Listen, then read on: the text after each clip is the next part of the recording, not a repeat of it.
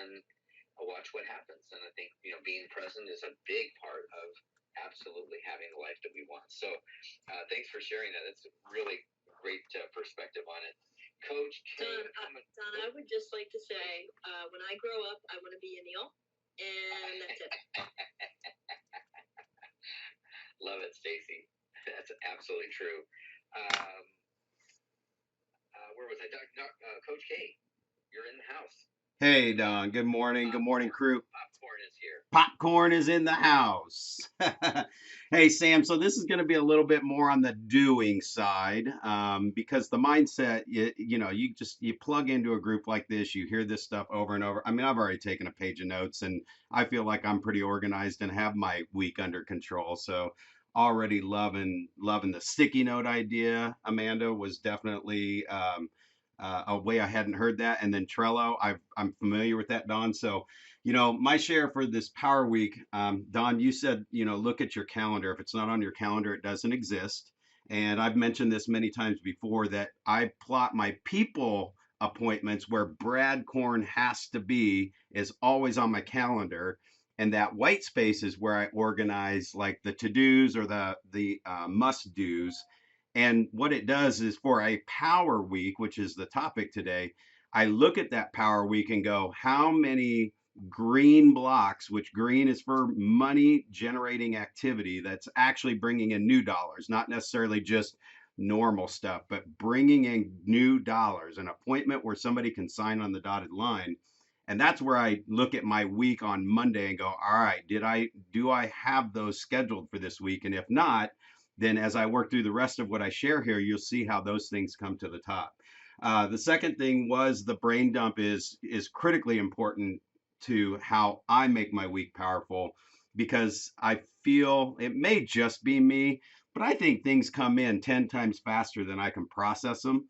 Now, I can take that Sunday. I know it's not just me, but that Sunday when you're looking at your office going, oh my gosh, or Friday when you're leaving, and it's just processing through the stuff that came in that week that hasn't even been processed yet.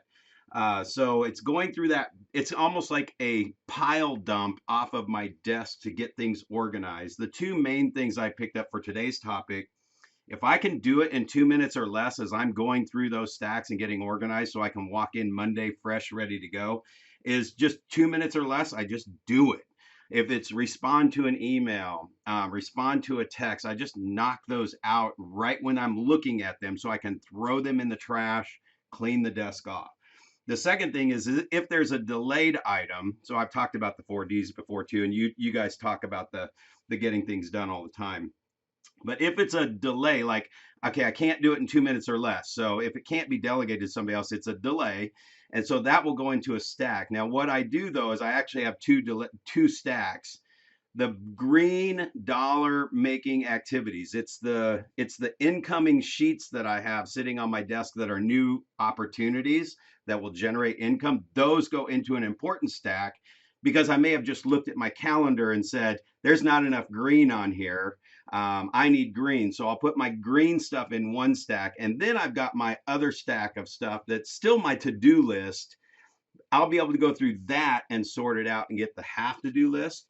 So here's the big thing I want to share. And it just really just came up with Ray when he was talking about systems, how to do that. I systematize the mundane. I systematize the mundane things. Actually, if you guys slide your finger down and refresh the screen like John has recommended several times, I've changed my profile picture to a graphic of today's mundane activities that need to get done. And basically, I use campaigns and action plans. Campaigns and action plans means every single contact record in my database, whether I'm just following up with them for now and we're not in business. Ray talked about that 25-year plan. I have a 10-year follow-up plan with a person that buys a house because people move every 10 years. So for 10 years, they will absolutely hear from me and I will never forget about them times 2,500 clients.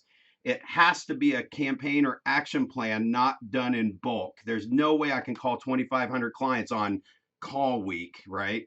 So it's all spread out throughout the year for the next 10 years. It's going to happen from the time we get a contract until it closes.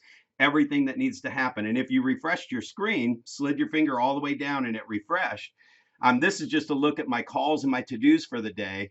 And actually, if you look close, you can see that my assistant has several things on the to-do list. The calls are all mine, and there's like 20 calls today.